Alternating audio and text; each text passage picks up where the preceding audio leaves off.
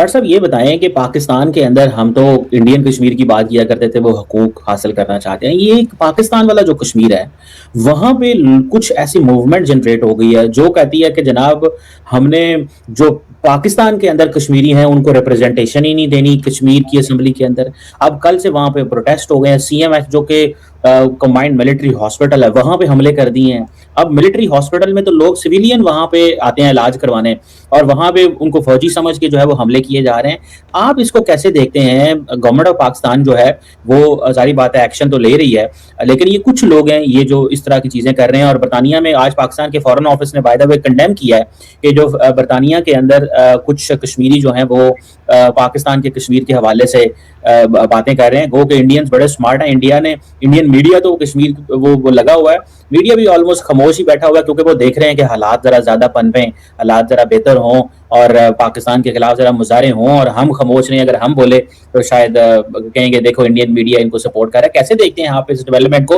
और ये Iran Israel पे भी कमेंट कीजिए। अगर ट्रंप साहब जंग नहीं चाहते और नेतन्याहू जंग चाहता है, ट्रंप साहब। चीमा साहब, इस वक्त मैं इसको नाम दे रहा हूं 9 मई ऑफ आजाद कश्मीर। 9 मई को लाहौर में जो हुआ था उसकी डुप्लीकेशन की गई है। सीएमएच जो कि आर्मी हॉस्पिटल, उस पर हमला किया गया, और यहां पे कोर कमांडर के घर पे हमला था वहां पे बिल्कुल। और ये स्टेट की कमजोरी, मैं इसको बिल्कुल उनके जो वो जो 32 लोग हैं जो जिन्होंने ये एक्शन कमेटी बनाई, मैं उनको ब्लेम नहीं करता। आपने जिस तरीके से पिछली दफा इनके साथ बिहेव किया है ये उसका रिजल्ट है, लेकिन अब स्टेट रिवाइंड कर रही है उसको। मैं बता दूं, चीमा साहब इन्होंने हमला किया वहां पे जाके कंटोनमेंट के ऊपर हॉस्पिटल के, उसका रिएक्शन सामने आ चुका है। 175 जब पिछली दफा इनसे डील बनाई गई थी, जब लड्डू डील इनको दी गई बना के, 175 एफआईआर जो थी वो वापस की गई थी, वापस ले ली गई थी। जो जिन लोगों को अरेस्ट किया गया था उनको रिवाइव कर दिया गया। जो पिछली दफा लोग जो छोड़े गए थे उनको पकड़ लिया जाएगा, पकड़ना चाहिए, करार वाकई सजा देनी चाहिए। और आज स्टेटमेंट भी पाकिस्तानी गवर्नमेंट की तरफ से आ चुकी है कि 12 नशिस्तों के ऊपर नो कम्प्रोमाइज। देर आए दुरुस्त आए, लेकिन उन छितर ना लाना प्लीज। ये जुतियां उन पैरा च ना पाना, जुत्ती हाथ च रखना। वो कहते ना ये टांगों के भूत बातों वाले नहीं है, ये पैसा है, कारोबार है। आपका पड़ोसी कंट्री है, उसने अपने डिफेंस बजट में अफगानिस्तान का बजट रखा है। वो कहां जाएगा बजट? वो आ रहा है, वो इधर ही आ रहा है सारा, किधर से? जब जख्मी हो, जब लेगेसीज खत्म हो जाए, क्रेडिबिलिटी पूरी दुनिया के अंदर आप लूज कर जाए, जंगे हार जाए, शर्मिंदा हो, जख्मी हो, क्या करेंगे आप? क्या करेंगे? अब मेरा एक क्वेश्चन, एक जख्मी बंदा जिसको थप्पड़ों की बारिश हुई हो, ब्लीड कर रहा हो और हुजम में भी बहुत बड़ा हो। मेरे कई दोस्त जो है वो कहते हैं 650 बिलियन हमारा फॉरेन, ये सारे हालात भी सामने हो, करप्शन भी जोर पे हो, जिनके 2 तोते जो हैं उनके अंदर भी बहुत लंबे अकाउंट हो उनके, तो क्या करेंगे? एग्जैक्टली यही करेंगे। मुल्ला याकूब को दोस्त बना के आप बड़े भाईजान पुतिन के साथ भी लेके जाएंगे और खुल के पैसा लगाएंगे।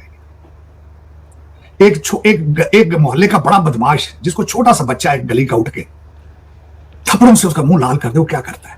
Exactly this is what is going. Exactly. Cheema साहब, हाँ, हमें मैसेज कल मैंने दिया था, मैसेज आपके जरिए ही, कि हम कश्मीर से बहुएं लाएंगे। जाओ उस पास से। वो कहते हैं हम शादियां करेंगे, इंटीग्रेट करेंगे, हिंदुओं को ले जाके वहां बसाएंगे कश्मीर में, ताकि चीमा साहब आज जब मैं आया हूं आपके चैनल पे, चीजें आने से पहले चैनलों पे गया हूं, फॉक्स पे, बीबीसी पे, ब्लूमबर्ग, सीएनएन, अल जजीरा, टेलीग्राफ, गार्डियन, सारे मैं पढ़ के आया हूं। उसमें जो नई चीज, एक नई चीज तो उसमें कोई सब ने, बल्कि बीबीसी, सीएनएन, जजीरा, टेलीग्राफ, गार्डियन ने सब एक चीज लिखी कि ईरान ने जंग तो बंद कर दी। उन्होंने कहा जी हमले खत्म कर देंगे, लेकिन Lebanon, Beirut is our red line, no compromise word. ये मैसेज दिया है। और उन्होंने कहा 2 चीजें हैं, 2 चैनल्स पे उन्होंने लिखा है कि अगला जवाब शदीद होगा, और अल जजीरा ने कहा है कि लेबनान के ऊपर इजराइल को सबक सीखना चाहिए जो हमले किए। मैं खबरों में से खबरें ढूंढने की कोशिश करता हूं। जो सबसे ज्यादा मुझे खबर इसमें से एक नजर आई है कि हमला इतना शदीद था कि माइक हकबी जो हमारे अमेरिकन एम्बेसडर साहब हैं अमेरिका में, जो ग्रेटर इजराइल को इंडोर्स कर चुके हैं, उन्हें भी बंकर में जाना पड़ा। हमला इतना शदीद था, सायरन सुने गए हैं, और वो भी पता नहीं किस हालत में थे, तो वो उनको भी कहा गया कि हिज एक्सीलेंसी बेसमेंट चले, जो हालात खराब, वो भी चले गए। चीमा साहब, इस वक्त 101 दिन हो चुके हैं मेरे जो यहूदी भाई हैं, यहूदी सारे नहीं पैड़े चीमा साहब, सिर्फ जाइनस जो हिंदुत्व को पे बिलीव करते हैं, ग्रेटर इजराइल पे और कहते अखंड भारत महाभारत, वो हंदे एशिया सारा ही भारत का हिस्सा से जेडे इस तरह के बिलीव करते हैं, मुझे उनसे इशू है। मैं तो बिलीव करता हूँ चीमा साहब जो खुद भी रहो और दूसरों को भी जिंदा रहे। लेकिन माइक हकबी साहब गए हैं, ये बहुत बड़ी मेरे लिए एक तशवीशनाक खबर थी, इसलिए भी थी कि माइक हकबी जो है ग्रेटर इजराइल को एंडोर्स भी कर चुके हैं और बिलीव करते हैं कि प्रॉमिस लैंड जो है, जाइनस क्रिश्चियंस भी तो है ना, सिर्फ जाइनस अकेले नहीं है, उनको सपोर्ट है जाइनस क्रिश्चियंस की भी, जो कहते हैं कि प्रॉमिस लैंड दी जाए। प्रॉमिस लैंड जो है वो फलस्तीन से सऊदी अरेबिया तक की लैंड है, वो कहते हैं सारी की सारी यहूदियों को दें ताकि ये वहां पे ग्रेटर इजराइल बन सके। चीमा साहब उससे आगे मैं, बल्कि आज मैं इससे पहले कि भूल जाऊं, मेरे लिए आज एक बड़ा अच्छा दिन इसलिए भी था कि हमारी एक भारतीय निजात जो अमेरिकन है वो एलए का इलेक्शन लड़ रही थी, नित्या रमन, और उन्होंने इस वक्त जो स्पेंसर प्रैट है रिपब्लिकन, उससे आगे आगे लीड ले रही हैं। मैं मुबारकबाद देना चाहूंगा, she is south Asian, she I am proud of her, और उन्होंने इस वक्त लॉस एंजलिस की मेयर के इलेक्शंस के अंदर दूसरे नंबर पे आ चुकी हैं, रिपब्लिकन स्पेंसर प्रैट को क्रॉस करके। ये बहुत बड़ी बात है। बिल्कुल मैं इन बच्चों को मौका नहीं दूंगा कि मैं हिंदुओं के खिलाफ हूं, मेरे बड़े यार दोस्त हैं, मेरे भाई हैं हिंदू, लेकिन जिस तरह मैं भी आपको कह रहा था कि जाइनस यहूदी सारे बुरे नहीं हो सकते, इसी तरह आप इस लेंस से किसी मजहब को डिस्क्रेडिट नहीं कर सकते। हर एक के अंदर अच्छे और बुरे लोग मौजूद होते हैं। मैं ये सिर्फ उन लोगों से बेजार हूं जो ना खुद जो कपड़े फाड़ फाड़ के लोगों की मौत देखना चाहते हैं, इंसानियत को तकलीफ को एंजॉय करते हैं। That's a very painful picture of humanity. ये बहुत बड़ी बीमारी है जब एक इंसान किसी दूसरे की बीमारी को एंजॉय करे। चीमा साहब यहाँ पे थोड़ा सा मैं ब्रेक लेके बाद ये करना चाहूंगा, ह्यूमन नेचर है, ये ट्रू है, ह्यूमन नेचर है कि आप दूसरे के दर्द को एंजॉय करते हैं, मैं एग्री करता हूं। बॉक्सिंग क्या है, एक शख्स दो शख्सों को छोड़ दिया जाता है, एक दूसरे के मुक्के मारो, नीचे लोग के तालियां बजाते हैं, वो क्या है, वो यही चीज है। लेकिन उसके एक्सट्रीम आज के दौर में 2026 में उसको इस हद तक देखना और कहना कि ना मैं जिंदा रहने दूंगा, और उसकी इतनी कीमत भी पैसे और अपनी सारी हर सोर्सेज लगाए दुनिया को तंग करने के लिए, तो आप किसी भी खुदा भगवान वाहिगुरु किसी चीज को प्लीज नहीं कर सकते। That's absolutely wrong behaviour, that's absolutely. दुआ करनी चाहिए, आसानियां पैदा हो। दुनिया का हर बच्चा किसी माँ का बच्चा है, किसी बाप का बेटा है, और किसी का खुद वो बाप है, उसको जिंदा रहने का हक है, चाहे हिंदू है, क्रिश्चियन है, सिख है, मुसलमान है, उस हर जिंदा चीज की इज्जत करें।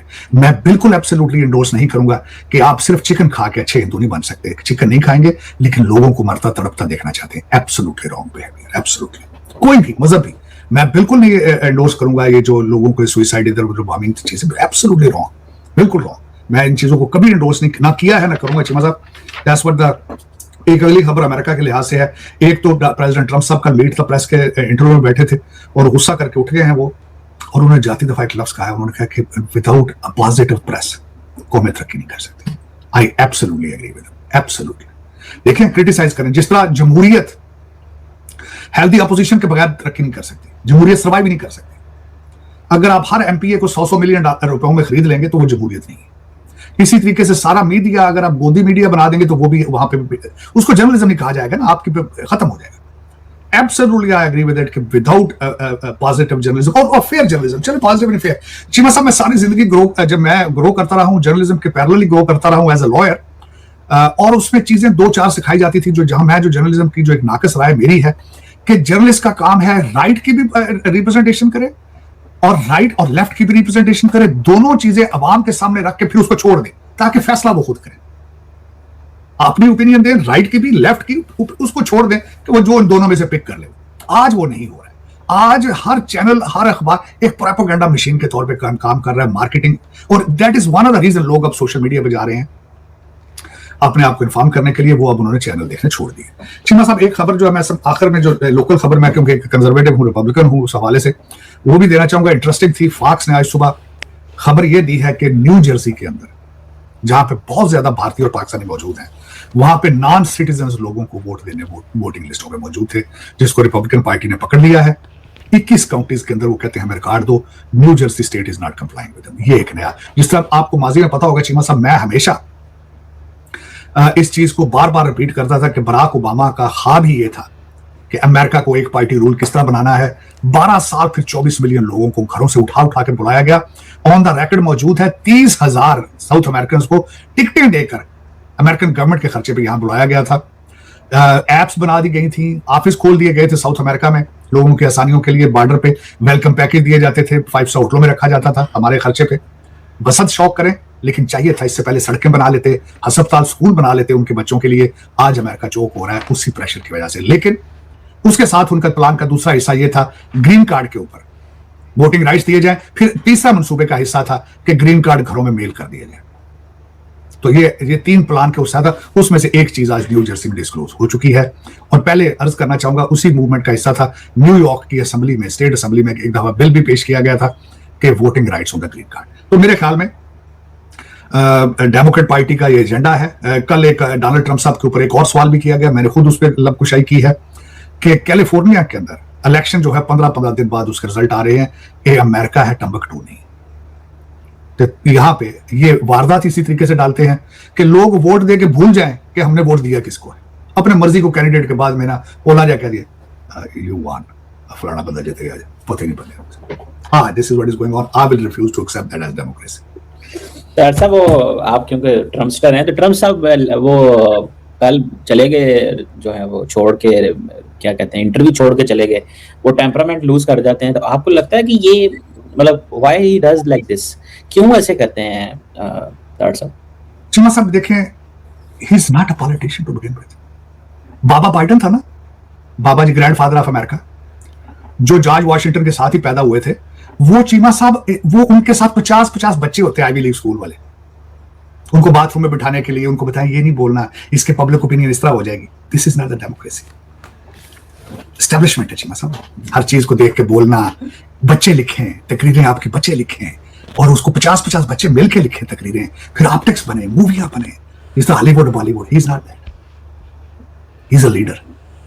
पैसे बनाकर सियासत में आया, लोग पैसे सियासत में आके पैसे बनाते हैं, दैट इज द डिफरेंस। और उसकी ट्रेनिंग नहीं है कि जर्नलिस्ट जो कि प्रोफेशनल जर्नलिस्ट है, और फिर बिलो द बेल्ट पूछे तो देखे ना, he is ultimately 80 years old, temperament lose कर गया। It's a natural human behaviour. What's wrong with it? Nothing wrong with it. मैं टेम्परामेंट दिन में 10 दफा लूज करता हूं, ये तो कोई बुरी बात नहीं है। उनको नई चीजें पसंद आई, उन्होंने कहा जी हम डन विद इट। हमारे विश्व गुरु भी उठ गए थे जिंदगी में, मेरे ख्याल एक ही इंटरव्यू दिया था उन्होंने, इसमें उठ गए थे। उसके बाद फिर वो ऐसे नाराज हुए प्रेस के साथ कि सारी जिंदगी प्रेस कॉन्फ्रेंस ही नहीं की। वैसे वो तो ज्यादती है तारड़ से, पूरी जिंदगी प्रेस कॉन्फ्रेंस ही किया। भाई दुनिया का मकबूल तरीन खुदा का रूप है, वो पैदा नेचुरल हुआ ही नहीं, जो मर्जी करे, अंडे दे बच्चे दे, वो जो मर्जी करे। मैं आम आदमी नहीं हूं, मैं भी। आप भगवान को, खुदा को चैलेंज कर सकते हैं?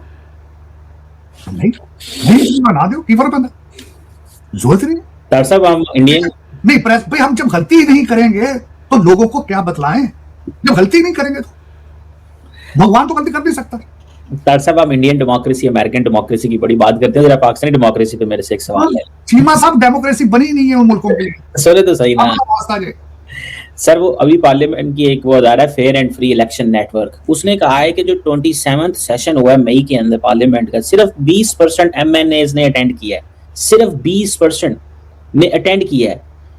और 333 जो टोटल हैं उनमें से 267 ने सेशन ही स्किप कर दिया है, वो आए नहीं है। तारड़ साहब, पार्लियामेंट क्या पाकिस्तान की इफेक्टिव है? और अगर ये इसी तरह की इफेक्टिव है तो मतलब ये तो समझ नहीं आ रही कि हमारे लोग जो MNAs हैं इलेक्ट होकर वहां जाते ही नहीं है। मतलब 80% MNA गए ही नहीं। वजीर आजम तो पिछले कितनी दफा से नहीं वहां पे गए। तो ताले लगा दे तारड़ साहब पार्लियामेंट को। ताले लगे हैं चीमा साहब, किसने कहा ताले खोले? चीमा साहब, आपके इलेक्शन में छोटी सी मिसाल देना चाहूँ। देखिए, 2 एक्सरसाइज है। पड़ोस के अंदर एक कैंपियर को 100 बिल दिया जाता है, 100 मिलियन। तो या तो चैलेंज करें, नहीं जी किया गया, झूठ बोल रहे हैं। पूरी असेंबली का सौदा कर देता है, पूरी स्टेट का सौदा होता है। अगली बारी पंजाब की है, अगला युद्ध पंजाब में है, भारतीय पंजाब की बात। चलें, उसकी मैंने मिसाल आपको दी। अब गिलगित पे बात कर लेते हैं 1 मिनट के लिए।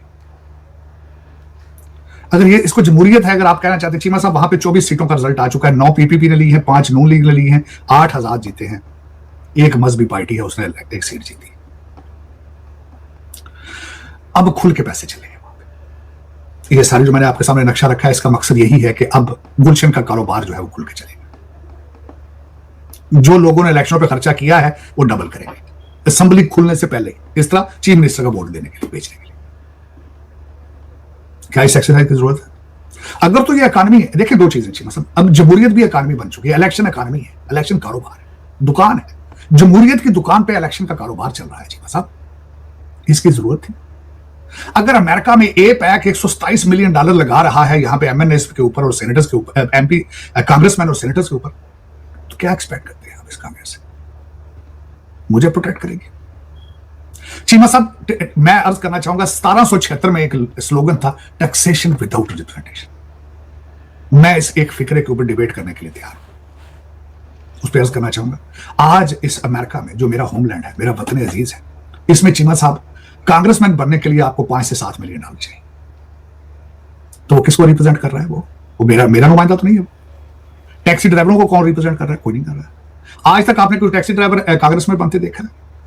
आपने आज तक मैकडॉनल्ड का मैनेजर बनते देखा है आपने कभी? कांग्रेसमैन बनने की सोच सकता है 5-7 मिलियन डॉलर लगा के? तो फिर किसकी रिप्रेजेंटेशन कौन कर रहा है? मैं अमेरिका की बात कर रहा हूं। वहां बात नहीं कर रहा जहां सारे अनपढ़ हैं लोग। सबसे पहले तो जमहूरियत, रिचमैन्स क्लब बना ही सिविलाइज्ड और पढ़े लिखे लोगों के लिए था। अब मैं अमेरिका की हिस्ट्री पढ़ता रहा हूं, छोटा सा रेफरेंस देना चाहूंगा। स्टेट असेंबलियों के जो रिप्रेजेंटेटिव होते हैं उनकी तनख्वाह नहीं होती, टीएडीए पे काम करते हैं। जब असेंबली खुलती है पर डे टीएडीए दिया जाता है। क्यों? कि उनका एक अपना कारोबार होना चाहिए। और फोर फादर्स ने जो ख्वाब देखे थे अमेरिका के लिए, जमहूरियत के लिए, अमेरिका में गवर्नमेंट के अंदर representation is a public service, volunteer basis पे, वॉलंटियर बेसिस पे। तोते नहीं पालने पड़े, उन्हें तोता को नहीं रखा था। जॉर्ज वॉशिंगटन की जान किसी तोते के अंदर नहीं थी, उनके पास अडानी अंबानी नहीं थे। तो चीमा साहब, जब ये सारी चीजें हैं, इन सर्कमस्टांसेस में इस एक्सरसाइज की जरूरत है? Absolutely not. अब मैं बात अगली जो करने लगा हूं, कई लोगों को पसंद नहीं आएगी, और मैं I don't care. Cheema sahab, बहसीत स्टूडेंट ऑफ पॉलिटिकल साइंस जब मैं सिस्टम्स ऑफ गवर्नमेंट पढ़ता था, उसमें कहा जाता था कि कई ममालिक के अंदर सिंसियर मानार्की से तरक्की हो सकती है, कई ममालिक के अंदर सिंसियर डिक्टेटरशिप के साथ तरक्की हो सकती है, कई ममालिक में सिंसियर जो भी हो, माफिया स्टाइल गवर्नमेंट हो, उससे तरक्की हो सकती है। जरूरी नहीं, लेकिन लफ्ज किस चीज पे था? सिंसियरिटी। सिंसियरिटी। अब वो कहां से लानी है? कहीं से मिल जाए तो 5-7 किलो ला जाओ पाकिस्तान के लब दे देते। तो दोस्तों, जैसे कि आपने क्लिप में देखा कि भाई कश्मीर के अंदर भी मोदी हो रही है, क्योंकि भाई साहब कश्मीर के अंदर प्रोटेस्ट तो हमने देखे कि भाई बहुत पहले से ही चलते आ रहे हैं भाई साहब, बहुत धुआंधार तरीके से मतलब कि कश्मीर के अंदर प्रोटेस्ट चल रहे हैं। मतलब कि भाई साहब जो पीओके है, जो कि पाकिस्तान ऑक्यूपाइड कश्मीर है, वहाँ पर प्रोटेस्ट चल रहे हैं भाई साहब। ठीक है भाई साहब, भारत के कश्मीर में तो भारत के कश्मीर में तो एकदम स्वर्ग बना पड़ा है भाई साहब, स्वर्ग बना दिया है भाई साहब मोदी ने, क्योंकि भाई साहब 370 हटाते ही भाई साहब वहाँ पर टूरिज़्म भाई साहब बूस्ट हुआ है, वो भी बहुत तगड़े तरीके से टूरिज़्म बूस्ट हुआ है वहाँ पे भाई साहब। मतलब कि भारत के अलग अलग स्टेट्स के लोग जाते हैं अपने मतलब कि भारत के कश्मीर स्टेट में घूमने के लिए। ठीक है भाई साहब, भाई तो वहाँ पे टूरिज़्म बहुत ज़्यादा बूस्ट हुआ है, होटल्स वगैरह बुक होते हैं। वैसे टेररिज्म मतलब कि ख़त्म हो गया है, ना के बराबर हो गया है, और जो भाई पहलगाम हुआ था उसका बदला भी भारत ने ले लिया है।